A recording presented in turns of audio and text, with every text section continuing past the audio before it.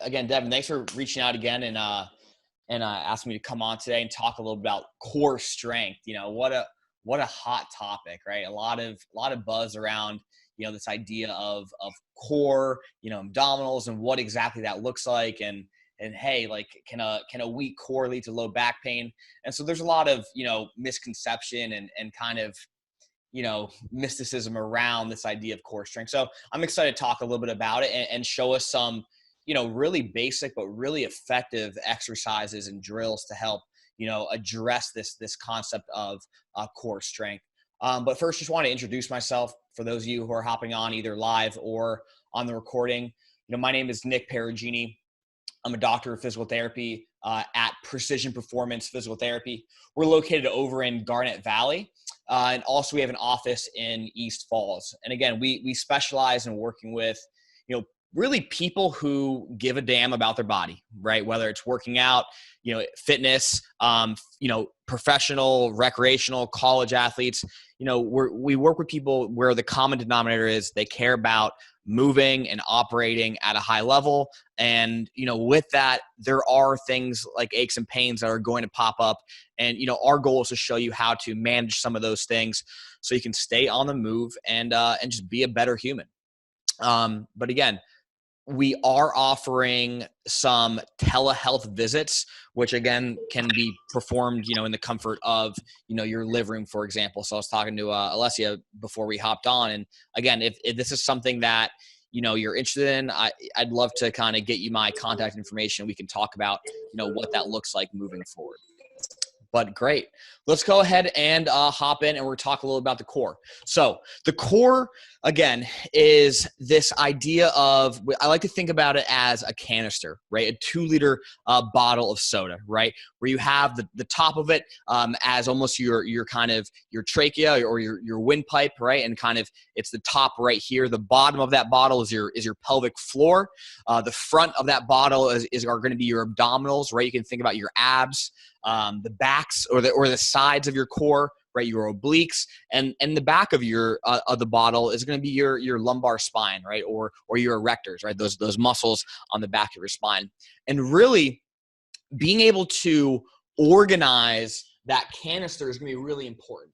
So a lot of times we think about core strength, most people think about 6-pack abs, right? Doing more crunches, sit-ups, etc. And while that's important, really, a strong core is one that can absorb and produce force as needed.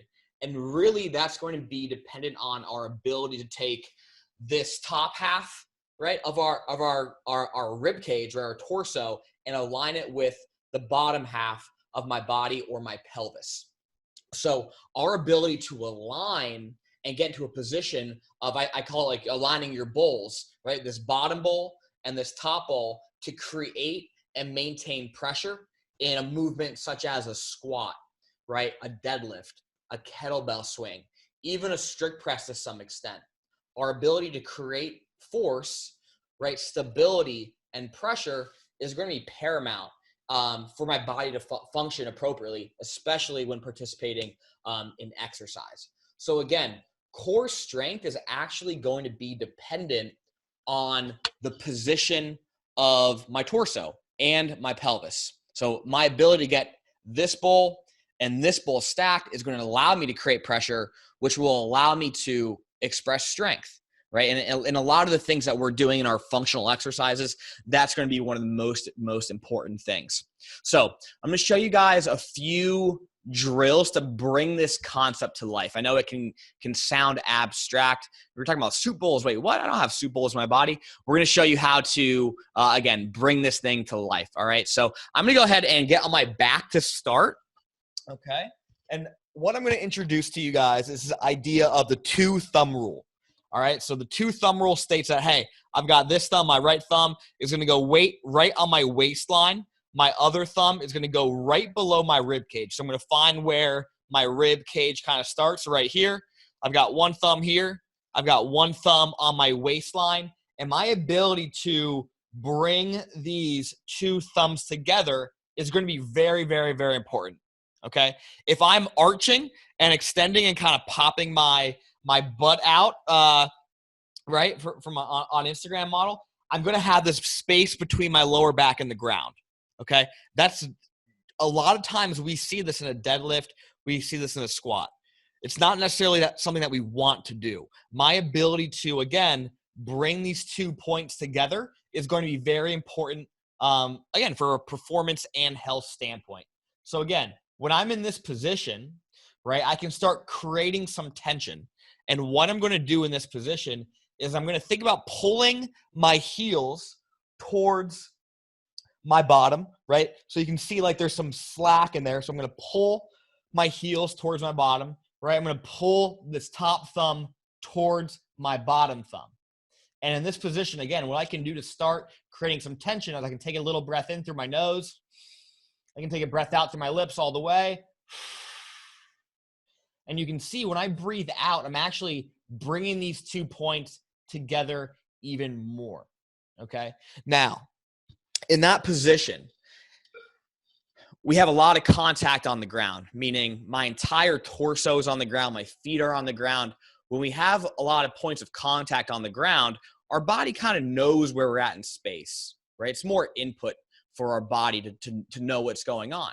So this could be a great way to start learning how to feel, how to actually align your upper half and your lower half. And when you can bring your upper half and lower half together, your core is going to start working and you're going to start feeling things. And when we start feeling things, we know we're in the right position. So again, if you are following along, either live or on the recording, what I recommend in this position, again, 2 thumbs, right? Pull the heels towards you, tuck your belt buckle towards your face. My top thumb comes down. And what I want you to do here is I want you to brace a little bit. Like if someone was going to almost give you a little punch in the stomach, creating some tension in the stomach, right? Keeping that tension as you take a breath in, as you take a breath out, and do that for 5 breaths.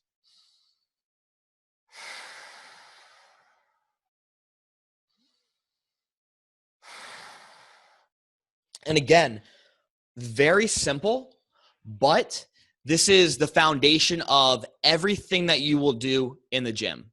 Your ability to get into that position and feel those things needs to be able to transfer to every loaded movement that you do. Again, organizing your top half over your bottom half on the ground lets me know that you'll be more successful when you stand up and you're doing a hip hinge or you're doing a kettlebell swing or you're doing a squat pattern. So once you've got that down, again, what I recommend if you are following along, do a set for 5 breaths, rest 30 seconds, another 5 breaths, and you should focus on feeling some of that activation in your core. Okay.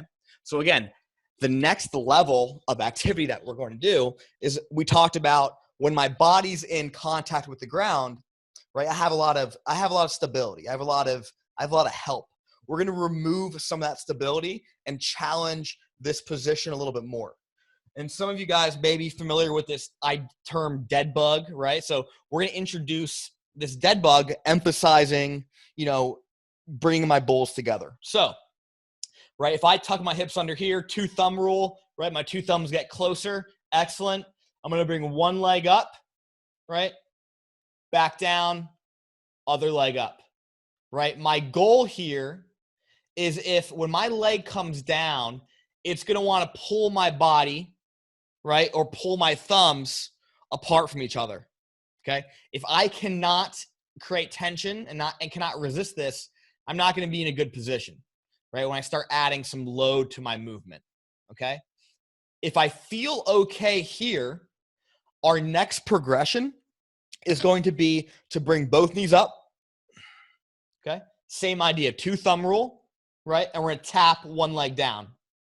Again, you'll see when my leg comes down to the ground, it wants to pull my entire body or pull these 2 points away from each other. Okay. My ability to resist my 2 thumbs coming apart from each other is a classic example of your ability to create some core strength and core tension, right? The the muscles in the front of my body are going to be responsible for preventing this position, okay? This hyperextension or arched position, right? If I can create stiffness here, right, it's the same idea in a plank, right? If I go in a plank position, why is this classically a core exercise? Because my abs are resisting this, right? My abs help bring me into this position. If I'm doing a plank like this with my hips sagged and my back arched, it's no longer a core exercise, okay? Going back to what we first introduced, core strength is more about position than it is actual muscle recruitment. So if I'm not in an appropriate position, for example, in my traditional core exercises, like a plank, for example, I'm no longer using my abdominals. I'm now putting increased stress on my lower back, right, and my hip flexors in areas that we don't necessarily want stress to go. So that kind of brings me to the discussion that every exercise can be a core exercise if we're focusing on the position of our rib cage and our pelvis. If we're not focusing on those things, even in a core exercise, we're not getting any benefit, right? There's no core strengthening happening, okay? So going back to our progression, okay, so we did the dead bug, right? Just with the hold, right? Or heel taps, right? With one leg on the ground. Then we brought both legs up to 90 degrees and we tapped with the heels, okay? Our next progression is going to be both legs up, okay? This is like a fail-proof way to get in a really good position. You're going to go hands or wrist crease on the knees, and I want you to press into your knees. So I'm thinking about driving my knees up. I'm thinking about pushing my hands down against my knees, right? And what we're going to do here is we're going to make sure low back is on the ground, and I'm going to go ahead and take a breath in, take a breath out.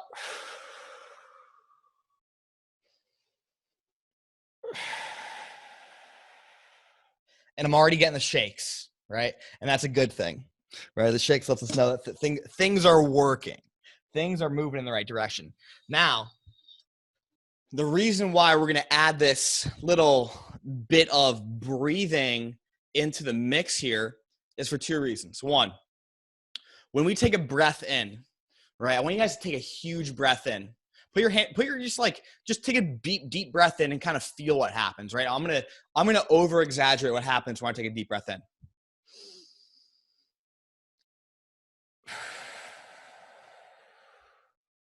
Right? So during that breath in, you kind of could maybe see on your or feel on yourself and see on me what's happening to my body, right? I'm going into that extension pattern, right? Which is like kind of the thing that we're trying to resist or prevent, right? When I breathe out, I'm coming back into that neutral spine position, which is what we want and actually recruits more abdominals when we're in our exercises, okay? So when we breathe in a dead bug position, for example, I want to limit this from happening. So going back to two thumb rule, if I can do this and resist this extension, I'm going to be in a good position. Pull my thumbs together.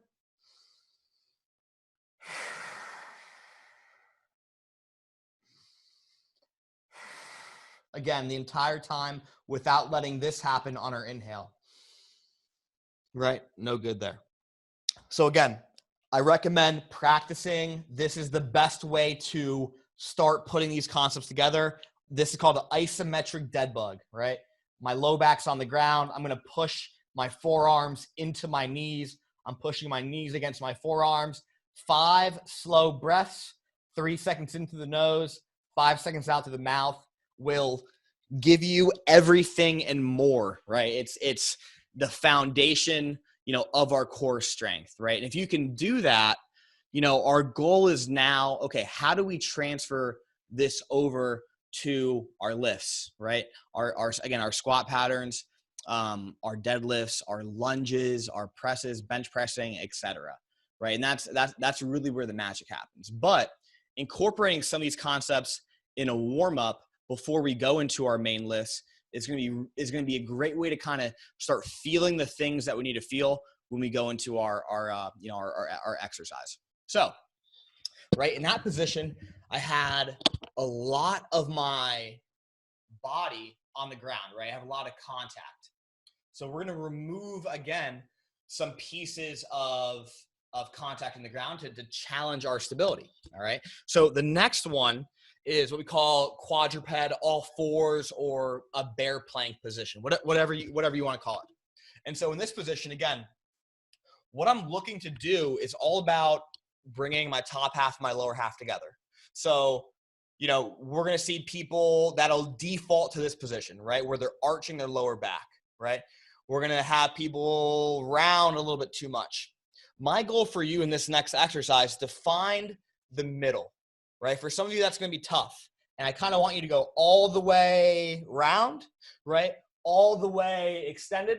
I want you to try and find what feels like the middle for you. And I'll give you a little hint. You might need to tuck under a little more than you think, okay?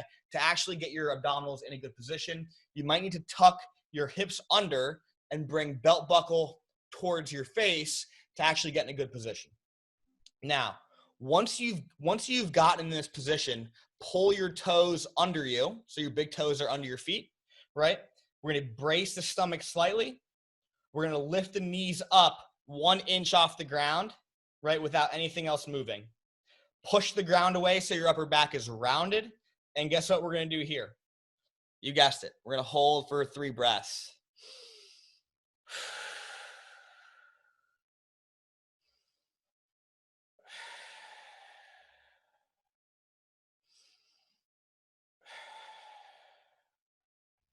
Again, right, in that exercise, gravity is pushing down on us, which actually wants to do this to our midline, right?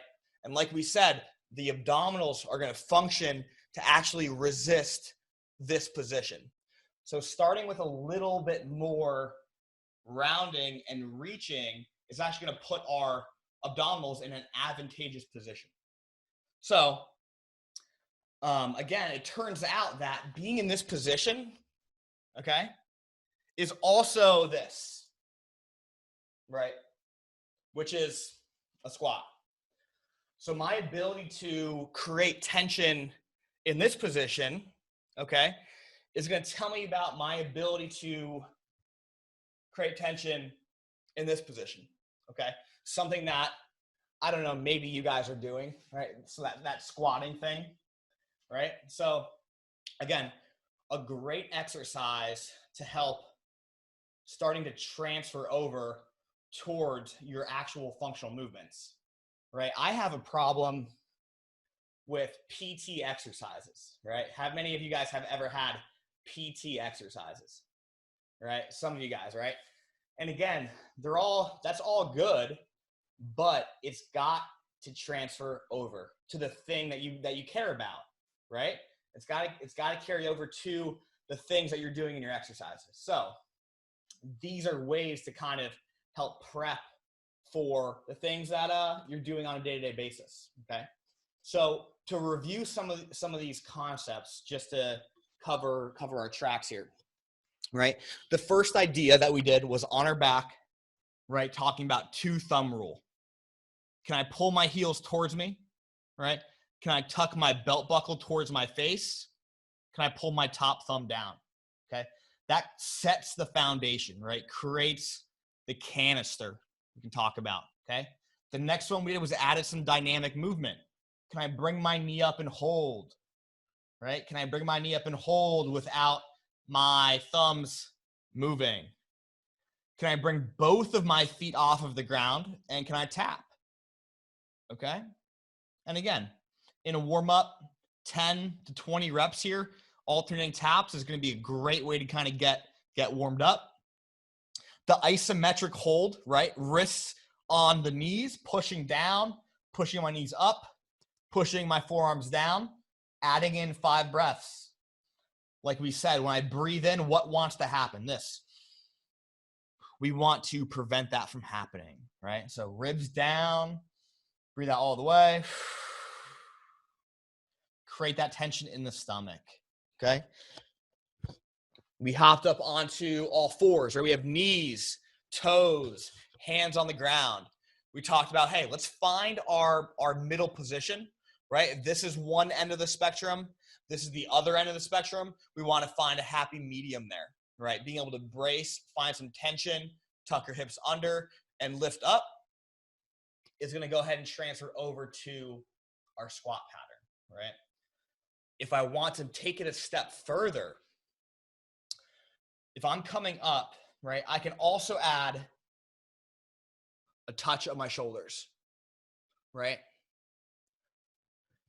You know, in addition to just working in this plane of motion, your core also prevents you from, you know, rotating, right, and bending, right? Life just doesn't happen like this.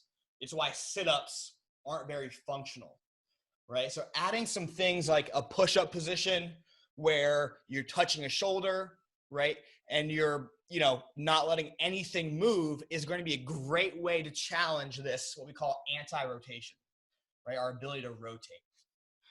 I can take it a step further again and add in a hip touch, okay? A hip touch.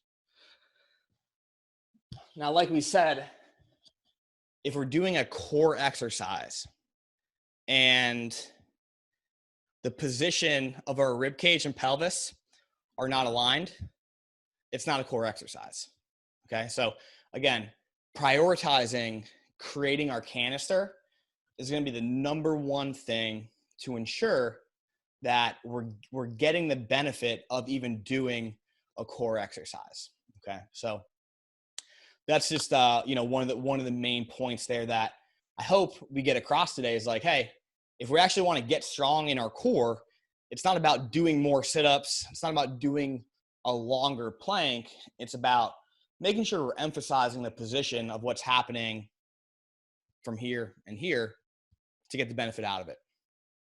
Okay, cool. I'd love to like answer any questions that you guys have. Last time there were a bunch of questions. So if you guys have anything, you can unmute yourself, and I'd love to talk about some of that stuff. If you have any questions on the exercises too, I'd love to hear them. Hey, Nick. Hey. I'm one of the trainers at Burn, and I hope our members do those exercises because, like, that was harder than doing 100 sit-ups. Yeah. You know? So we tell them to engage their core like all the time. So when we're like when we're in the dead bug position, right, like this hold here. Definitely. That's what we want them to feel, right? When we say engage your core. Yeah, and yeah, correct. And how do you feel about that term, engage your core? You know, I think it's something that I used to say a lot, and I've since kind of moved away from it. And I think it can be very frustrating for both the coach and sometimes the client when, you know, we're saying, hey, you know, squeeze this or feel this, right? And they have no idea, and we're just not getting it, right? So one of the things that it's going to ensure that people are feeling things is, again, making sure we're in the right position, right? So some of the exercises today are almost like fail-proof ways to get in that position. And when you're in that position, you're more likely to feel things, right? So, you know, again, you can say, someone can be in this position and you can say, squeeze your core, right? And it's going to feel very different than being in this position and saying, squeeze your core. So I think asking someone where they feel it is warranted a lot of the times, right? It helps, you know, you understand, are we actually in the position that we're looking for? Yeah. Cool. I like that. Yeah. So yeah, I think, you know, before saying engage your core, hey, asking, hey, where are we feeling this? Right. Because if someone's in a dead bug and we feel our lower back, right, we know we should probably intervene on that and maybe make some modifications so we're getting the benefit out of it. Right. That's a great tip. Thank you. Mm-hmm. Cool. Yeah. Nick, and I'm sorry if I missed it because I hopped on a few minutes late, but Can you kind of explain to the group why it's important to have that strength in your core? Like, it's not just about being able to do that squat. Like, what does the strength in the core actually do for you as a human, you know? Right. Yeah. Again, I think this concept of, we're bringing our top half and our lower half together is going to be a very, important concept, right? Our ability and that's what our core does. Our core transmits force and with every step, right? When we step onto the ground, for example, force is traveling up through our leg, through our midsection, into our arms, and that's helping us propel, when we're walking or in the gait cycle. So having a strong core, again, is about helping distribute force and stress across the body. And sometimes, right, where maybe if we don't have, if we're not strength training or we're not stressing the core appropriately, other things become stressed. It could look like a knee. It could look like a hip. It could look like a lower back, right? And what I don't want to say is, like, if you have a weak core, you're going to have pain, because that's not the case, right? Because my, 98-year-old grandmother, I don't know if she has a strong core, but she doesn't have low back pain. So that's not a thing, right? Is a weak core, low back pain is not a thing. But having a significant core strength, again, it's about distributing force evenly throughout your body, so all things are coming to the party, right? This becomes more important when we're moving under loads, right? And we're introducing speed and introducing volume and things like that. So again, core strength allows you to use your body how it's supposed to be used, right? Transmit force, absorb force, and share the stress evenly throughout your body. Thank you. And do you find that if you have a strengthened core, does that also translate into better form for your strength movements? Like, if you're properly aligned, the two bowls, and you're doing some other move, whether it's a squat, a push up, whatever, if you've got that part engaged and you're doing the right thing, well, does that then make that movement more proper and more beneficial to what you're trying to do? Does that make sense? Yes. I would, short answer, yes. Again, your ability to create, and again, what we talk about, it's about, pressure, right? The shape of the torso allows for increased pressure, which can allow for increased stiffness, right? And let's think about maybe someone doing a push-up and kind of failing on a push-up. What often happens is kind of that low back is going to go, right? Think about a squat, and we kind of round as we're coming up out of the squat. What's happening there is we're losing pressure, therefore we're losing stiffness, and we're seeing a variation, right, in that form under load, meaning I've lost stiffness, I've lost pressure. Same thing with the deadlift, right? If we're getting to a heavy enough weight and I'm seeing a change in form or position, again, that's indicative that my trunk has lost pressure and lost stiffness and has resulted in what I'm seeing as maybe a poor form, we could say, right? From a coaching perspective. Yep, absolutely. And again, I think the push-up example is one that I see a lot. And, in people who are, learning how to do push-ups, right? Is like just the ability to kind of keep that plank position as just our shoulders move. Thank you. Great question. Hey, Nick, it's Chuck here. One of Hey, the Chuck. things that burned. Did you touch on like breathing? I can't recall if you touched on like how we should be breathing during these movements to help engage our core. Any cues on that we can use to help out our members? Yeah. And can you guys just help me out here? What does a typical session look like for you guys? From like a warm up to like a strength to boot camp? We do like a dynamic warm up, which is basically whatever protocols call for. We'll warm up that body part, and then we'll break them down and demonstrate everything, and then break them up to groups, and then go for 45 minutes, and then the finisher, like an all out thing. Yeah. Yeah. So again, in these kinds of drills, the cues that I'm using are a 3-second inhale through the nose, right? And again, it's a silent inhale. So what I'm not doing, like what we talked about, is I'm not letting this happen, right? As I breathe in, I'm not belly breathing. I'm not letting my belly pooch out. I'm not letting my chest come up, but I'm keeping my canister, right? I don't want to lose this position. So as I breathe in, for some people, it might feel like they're not able to get a huge breath in, but that's okay because I want to prioritize my position, okay? And then I want to take a deep breath out. And as I breathe out, you're going to feel your kind of obliques and abdominals tighten up and wrap around like a corset. But again, when you get someone in a push-up position or this bear plank position, right, they take a breath in, what's going to happen a lot of times is they're going to default into that arched or extended position. Mm-hmm. So the cue, right, is 3 seconds into the nose, right? We're prioritizing keeping that position, right? Full exhale through the lips and actually creating some pressure upon that exhale. And as I breathe back in, I don't want to lose that pressure, right? I don't want to just extend out of it. So keeping some tension even on my next inhale.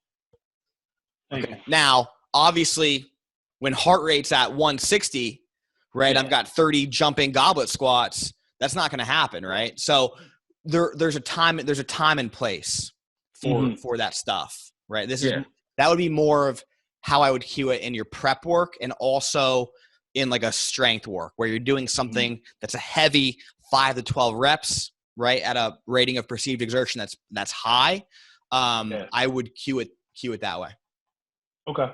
Yep. Thanks, man. Yeah. Awesome. Anything else, guys? I know you guys got a live workout coming up at 4. Heck yeah. You joining in? I might have to. All right. Awesome. All right, guys. Thanks, Nick. I appreciate it. Yeah. Yes, thank you. Alessia, do you have any questions? You look like you have a question up there.